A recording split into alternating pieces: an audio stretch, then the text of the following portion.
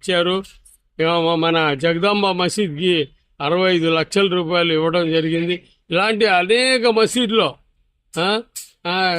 తర్వాత మన ప్రతి మసీద్కి విశాఖపట్నంలో ట్రాన్స్ఫారాలు వేశారు. అన్ని 3 సంతల్లో 20-15 ఏసీలు వేసుకుంటుంటే వోల్టేజ్ డౌన్ అవుతుందంటే దానికోసం 4-5 లక్షల ట్రాన్స్ఫారాలు వేసి ఘనత తెలుగుదేశం ప్రభుత్వానికి.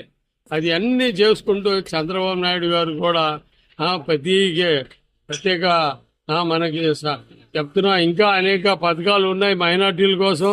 దుల్హన్ పథకం ఇంకా విడుదల చేయలేదు. ఆ తర్వాత విదేశీ విద్య అది కూడా పెట్టాలని మేము కోరుచున్నాం. చాలా మంది విదేశాలు చదువుకోవడానికి చంద్రబాబు నాయుడు ముందర ఉన్నప్పుడు పెట్టారు.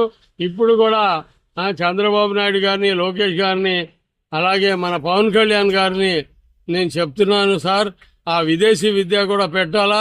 దుల్హన్ ప్రోగ్రాం కూడా అది పెళ్లి చేస్తే పేదవాళ్ళకి ₹1,00,000 అని చెప్పడం జరిగింది. అలాగే లోకేష్ గారు ఎలక్షన్లో అప్పుడు మన ముస్లిం బ్యాంక్ అనేది ఉర్దూ బ్యాంక్ పెడతా ఉన్నారు.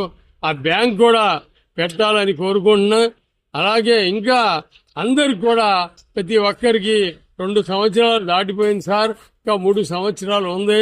మనం దయవల్ల 3 సంవత్సరాలు కూడా ఇంకా అనేక పథకాలు పెట్టాలా. మన పార్టీ ఇంకా అల్లా దయవల్ల 20 సంవత్సరాలు మనం ఉంటుందని మేము అనుకుంటున్నాం.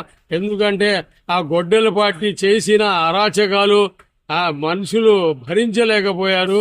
కాబట్టి మనకి ధోకా లేదు. ఆ అల్లా దయవల్ల మనం భారీగా 20 సంవత్సరాల దాకా ఇంకేం ధోకా లేదు అని నేను అనుకుంటున్నా. అలాగే కాకుండా ఈరోజు బక్రీద్ పండగ శుభ సందర్భంగా మైనార్టీ సోదరులకి అందరికి కూడా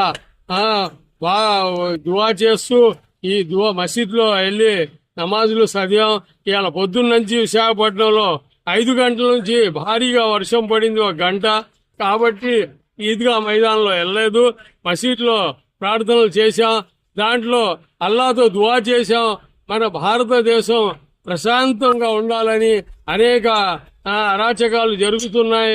కలకట్టాలో, బొంబాయిలో నమాజ్ చదువుకుండా, నమాజ్ చేయకుండా మేము ఆపేస్తాం. అనేక బొంబాయిలో అయితే పొట్టేలు కూడా కొయ్యకుండా ఆపేస్తున్నారు. అవన్నీ ఇలాంటివి జరగకుండా మన చంద్రబాబు నాయుడు గారు మోడీ గారితో మాట్లాడి